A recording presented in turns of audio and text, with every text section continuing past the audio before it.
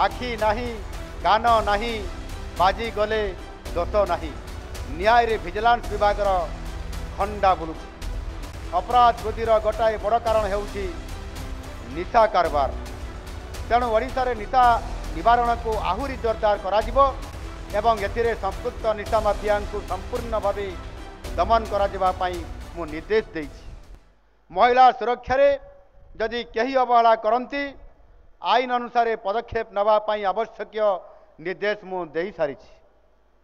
राज्य रे आईन श्रृंखला परिस्थिति मोटामोटी भाव नियंत्रणाधीन अछि किंतु यह को आहुरी अधिक प्रभावी और सशक्त करिवार आवश्यकता रही। आम सरकार हेउछि लोकंक सरकार। शासन प्रशासन द्वितीय दिगटी सरकार अत्यंत गुरुतर सह नहीं पीएन ठारू आरंभ करी आईएएस पर्यंत सबु दुर्नीतिखोर अधिकारी सरकार स्कानर रे अछंती। आखि नहीं कान नहीं बाजी गले दोष नहीं न्याय रे विजिलेंस विभाग खंडा बुलुछि।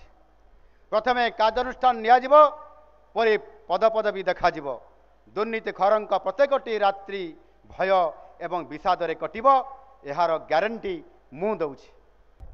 प्रत्येक सरकार निज सामर्थ्य और विचारधारा अनुजाई शासन प्रशासन करिथांती किंतु सबुबले साधारण लोके कहिथांती जे समानंकर सुख दुख शुणिबा पई केही नांती एवं दुर्नीति जगु समाने विभिन्न योजनार सुफल पाई पारु नाहांती।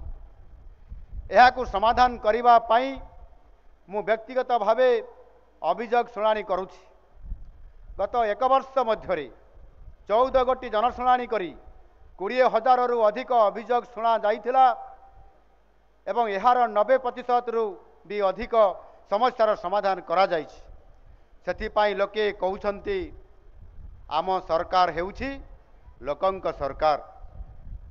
शासन प्रशासन द्वितीय दिगटी सरकार अत्यंत गुरुतर सह नहीं पीएन ठारू आरंभ करी आईएएस पर्यंत सबु दुर्नीतिखोर अधिकारी सरकार स्कानर रे अछंती।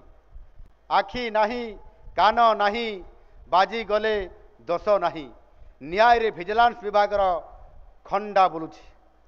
प्रथमे कार्यानुष्ठान नियाजिबो परे पदपदवी देखाजिबो।